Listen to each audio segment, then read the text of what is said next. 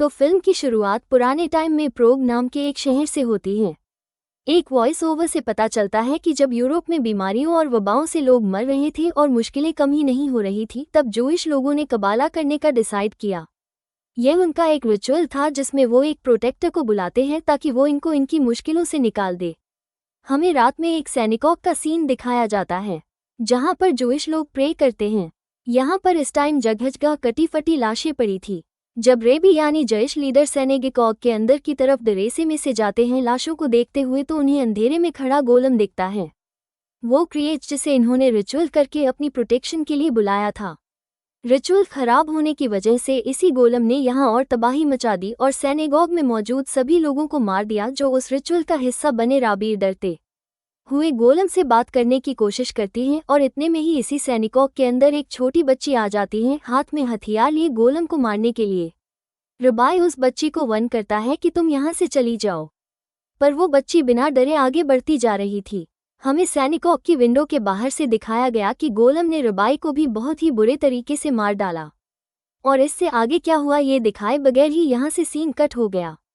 अब हमें 1673 में एक जूइश विलेज दिखाया जाता है जहां पर हम हेना से मिलते हैं जो इस मूवी की मेल कैरेक्टर हैं। पता चलता है कि 7 साल पहले हेना ने अपने बेटे को खो दिया था, जिसके दुख से वो आज भी नहीं निकली थी।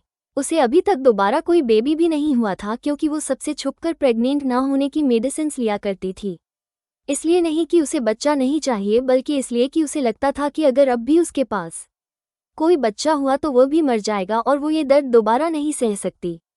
इन सारी बातों से अनजान उसके हस्बैंड बेंजामिन आज भी इसी होप में थे कि कभी ना कभी तो उनकी फैमिली कंप्लीट होगी। हेना ने अपना दिमाग फैमिली बनाने से ज़्यादा दूसरी चीज़ों में लगा दिया था, जैसे अब उसे अपने रिलीजन को पढ़ने का शौक हो गया था।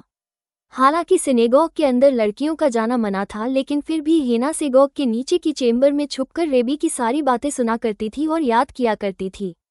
हेना कबाला के बारे में भी जानना चाहती थी, जिसके बारे में काफ़ी सदियों से सबने बात करना बंद करती थी। हेना का हस्बैंड बेंजामिन क्योंकि रेबी का बेटा था, इसीलिए वो अपनी वाइफ के लिए सिनेगॉग से किताबें चुरा लाया करता था। उसे पता था कि हेना उनके रिलीजन के बारे में पढ़ना चाहती है और वो उसे इसलिए सपोर्ट कर रहा था कि हेना अपने बेटे के गम से बाहर निकल आए। लेकिन दोनों ही यह बात जानते थे कि हेना इन सारी चीज़ों के बारे में पढ़ती है।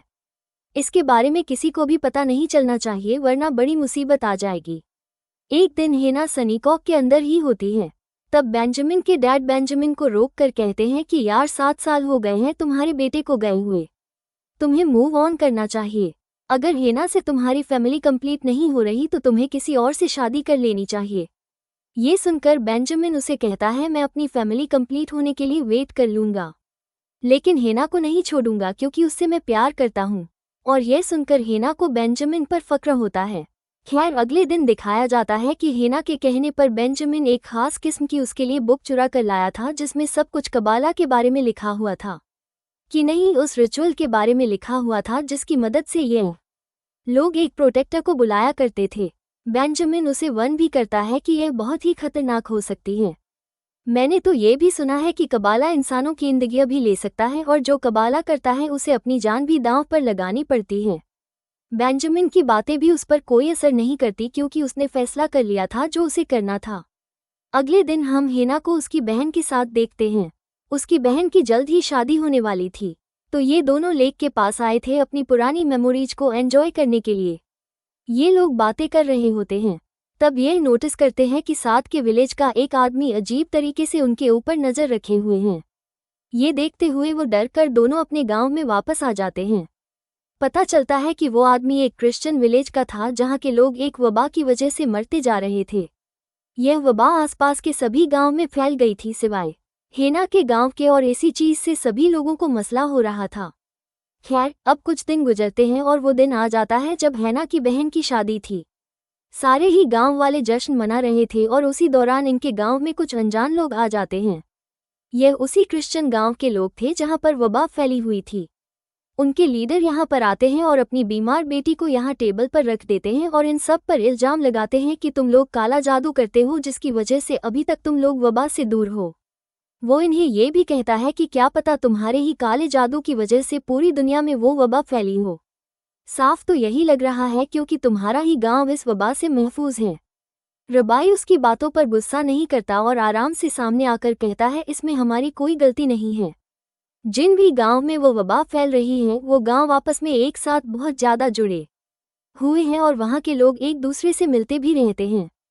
इस वजह से वहां पर वबा फैल रही है, जबकि हमारा गांव बाकी सभी गांव से बहुत अलग है और हम लोग ज्यादा किसी से मिलते जुलते भी नहीं, इसीलिए हम लोग अभी तक वबा से बचे हुए हैं। लेकिन यह आदमी यहाँ पर इनकी कोई जस्टिफिकेशन सुनने नहीं आया था।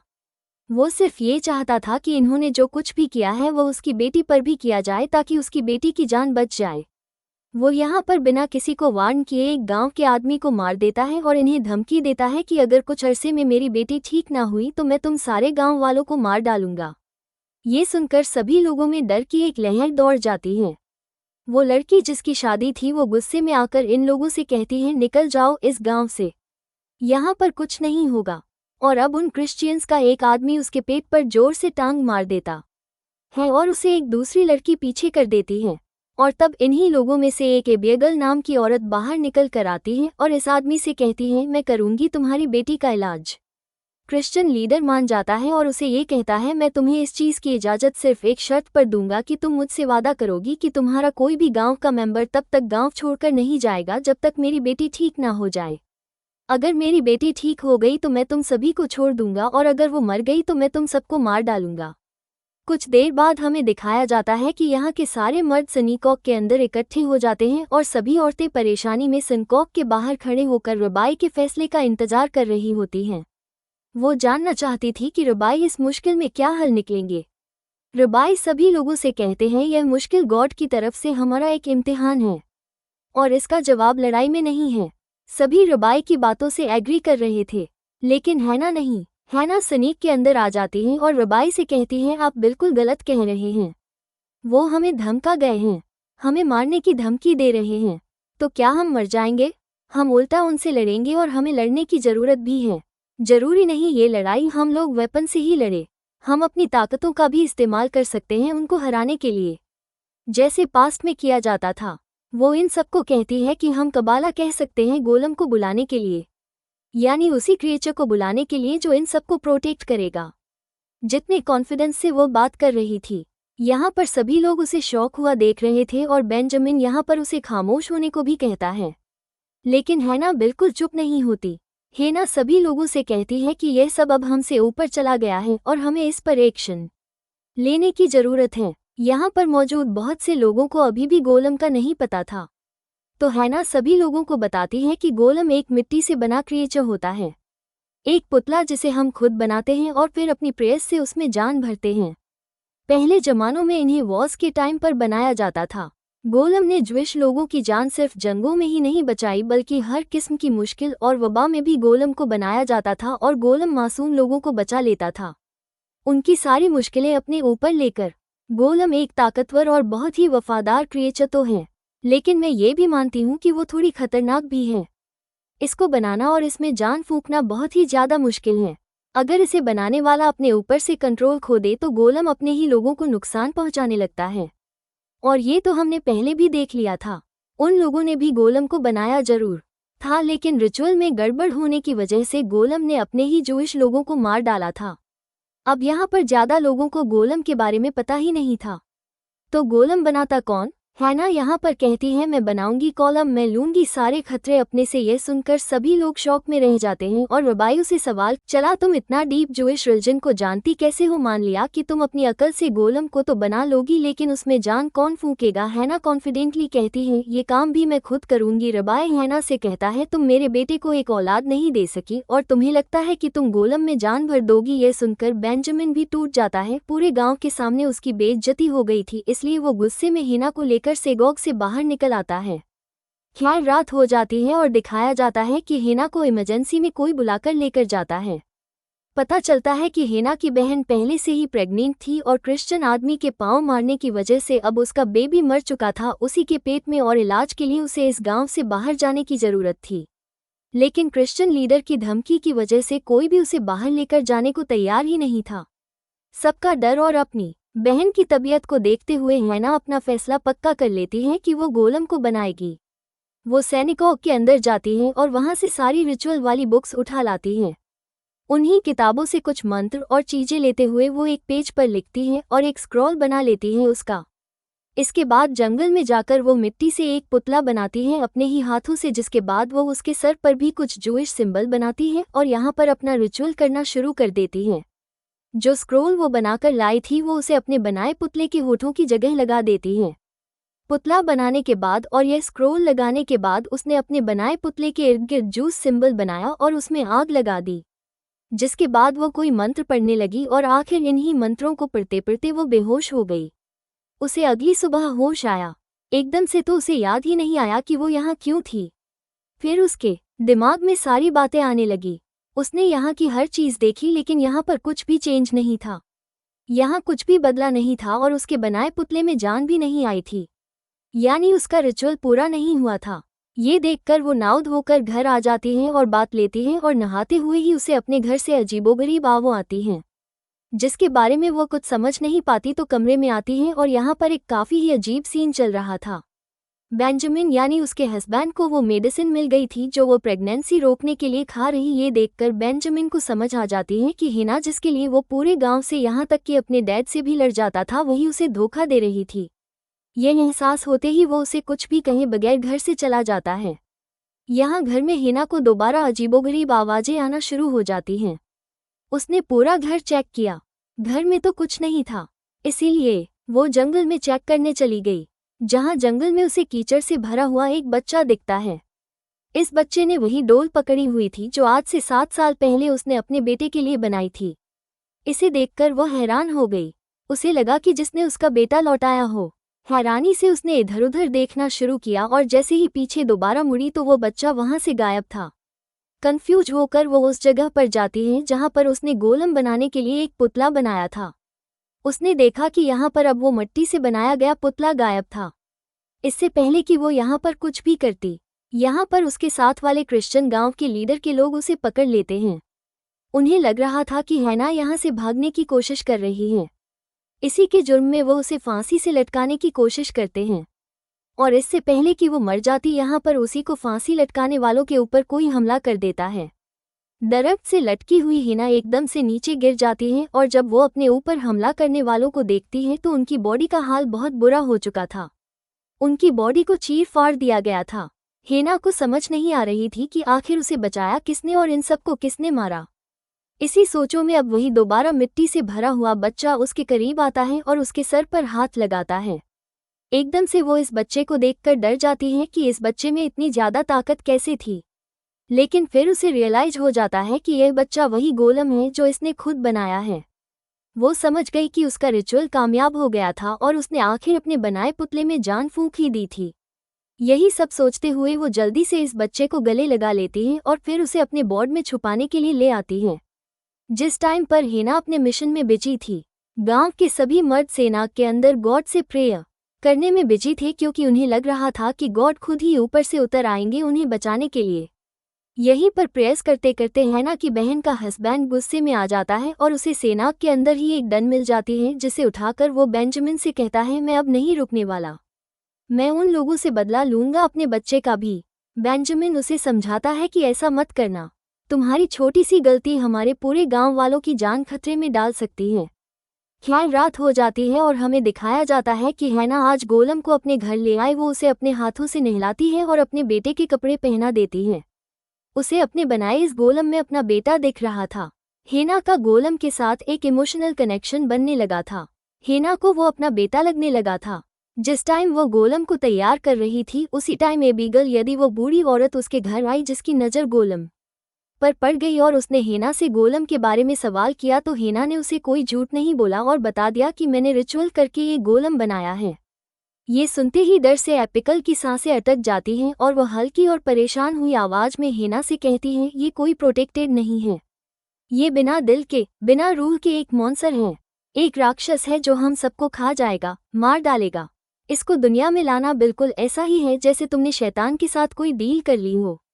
अबेल उसे समझाती है कि जितना जल्दी हो सके तुम इसे खत्म कर दो, हमें इसकी ज़रूरत नहीं, हम अपनी प्रॉब्लम्स खुद सॉल्व कर लेंगे। लेकिन हैना ऐसा करने से इनकार कर देती है क्योंकि हिना को लग रहा था गोलम उनकी मदद करेगा। क्रिश्चियन गांव के लीडर की बेटी को ठीक कर लेगा और उसके बाद वो लीडर सारे गांव वालों की जान बख्श देगा। नहीं तो उसे पता है कि वो क्रिश्चियन लीडर सभी गांव वालों को मार डालेगा। जैसे ही एबिगेल को ये रियलाइज होता है कि हेना उसकी बात नहीं मानेगी और वो अपने कामों से रुकेगी नहीं, तब वो उसे एक सच बताने का फैसला करती है। वो उसे अपने बचपन का एक वाकया सुनाती है जब उसके गांव वालों ने भी गोलम को बनाया था।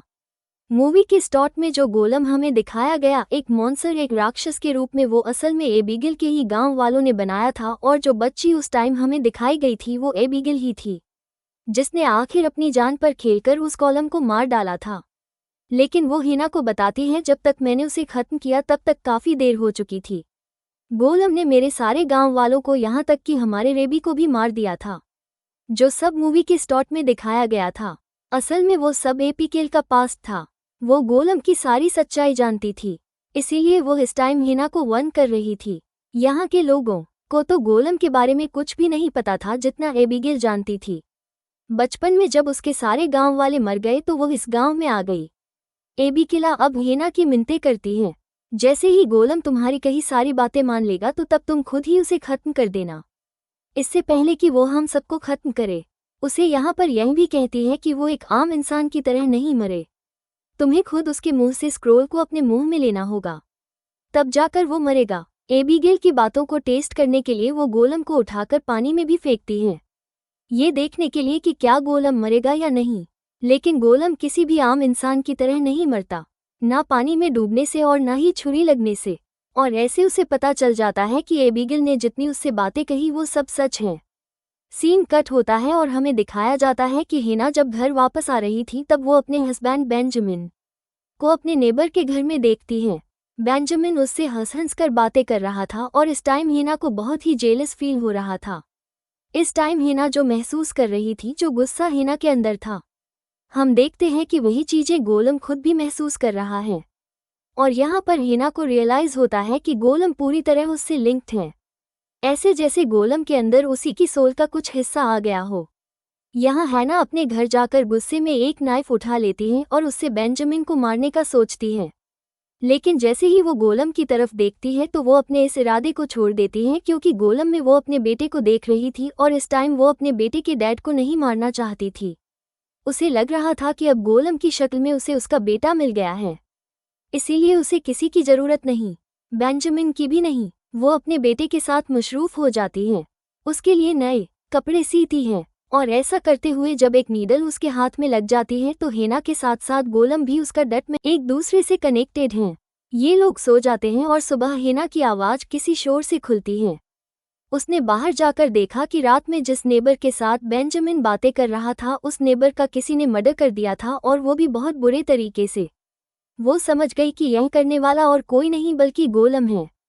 लेकिन गांव वालों को लगा कि ऐसा करने वाला क्रिश्चियन विलेज का लीडर होगा और इस चेंज ने अब गांव वालों के अंदर गुस्सा भड़का दिया। बेंजामिन भी अब खामोश नहीं रहने वाला था। ये सब लोग मिलकर अब उस लीडर से लड़ने का डिसाइड कर लेते हैं। इन लोगों के आते ही गांव वालों के सामने लड़ाई शुरू हो जाती है। इन लोगों के पास ज़्यादा हथियार नहीं थे, तो ये लोग ज़्यादा देर क्रिश्चियंस के सामने टिक भी नहीं पाए। क्रिश्चियन लीडर ने पहले हेना की बहन के हस्बैंड को मार दिया और अब वो बेंजामिन को यानी हेना के हस्बैंड को मारने ही वाला था कि तभी यहाँ पर गोलम आ गया। जिस आदमी ने बेंजामिन को पकड़ा हुआ था, गोलम उसका सर उसके जिस्म से अलग कर देता है और ये देखकर सभी लोग डर जाते हैं। बेंजामिन भी इस छोटे बच्चे को देखकर हैरान हो जाता है कि कैसे उसने इतनी बहादुरी से उसके दुश्मन को मार दिया। लेकिन ये देखते हुए क्रिश्चियन लीडर को और भी ज़्यादा गुस्सा आ जाता है और वो अपनी बंदूक से उसी बच्चे के ऊपर हमला कर देता है। गोली गोलम को लगती तो है, लेकिन वो इस गोली से मरता नहीं, क्योंकि वो आम इंसान नहीं है और इस गोली का दर्द हेना भी अपने सीने में महसूस करती है। क्रिश्चियन लीडर हैरान था कि वो बच्चा कैसे जिंदा था, इससे पहले कि वो कुछ और करता। यहाँ पर क्रिश्चियन लीडर की बेटी आ जाती है, जिसकी तबीयत पहले से काफ़ी बेहतर हो गई थी। ये देखते हुए हेना बाहर आई और उसने क्रिश्चियन लीडर से कहा, देखो तुम्हारी बेटी ठीक हो रही है, तुम इसे लो और यहाँ से अपने वादे के मुताबिक चुपचाप चले जाओ। क्रिश्चियन लीडर भी कुछ भी कहे बगैर अपनी बेटी को लेकर यहाँ से चला जाता है और सभी गांव वालों में एक खुशी की लहर दौड़ जाती है। सभी गांव वाले अब अपने आप को प्रोटेक्टेड गिनी महफूज फील कर रहे थे।